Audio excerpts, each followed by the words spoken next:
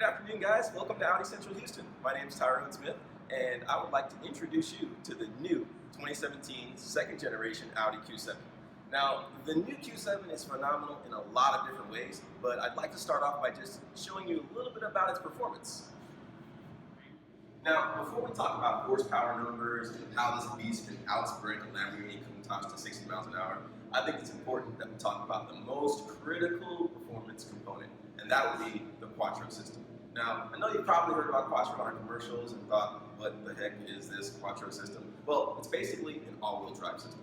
Quattro sends power to all four wheels at any time, or at all times really. Kind of depends on the situation that you're driving in. And it's preventative. That's the beauty of it. Most all-wheel drive systems don't actually turn on until the car slips or slides. But what Audi's Quattro does is it measures the rotational speed of all wheels at all times. The wheels that move the slowest actually have more traction, so it's going to send a larger percentage of power to those wheels to keep you on the road and prevent you from ever slipping or sliding. The other nice thing about it on this new Q7, it's completely standard. You don't have to pay an extra dollar for it. Some of our competitors have all-wheel drive, but they're going to make you pay for it. With Audi, you're getting it right off the bat. Okay, so we know with Quattro, it's getting all the power down to all four wheels, right? Okay, well what happens when we get there? All right, sometimes if you've got a really bad road, for example, we live in Houston, the roads are absolutely terrible, or let's say you've gone off-road. What kicks in then is the multi-link suspension on this car. Now, without getting too technical, what a multi-link suspension does is it gives you more flexibility in the suspension, and the more flexible it is, the more it can handle on the off-road or on-road situations. Multi-link in the front and the rear is standard on the Q7. Again, it's the only car in its class that has that.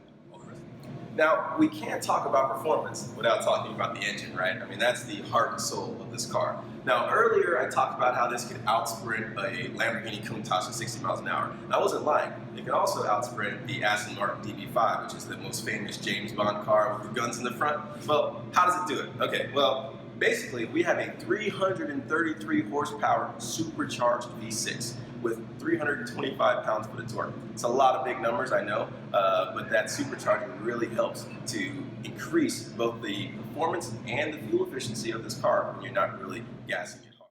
Now, most of the time, you probably want the car to think for you and tailor its performance to your driving style, and the Q7 will do just that. Sometimes, however, you know what you want, and you want it now. The great news is almost all the stuff I've just talked about is adjustable through the MMI system. You can change it from comfort to off-road to dynamic to auto, where it'll just figure it out for itself. But that's enough talk for now. Let's drive it.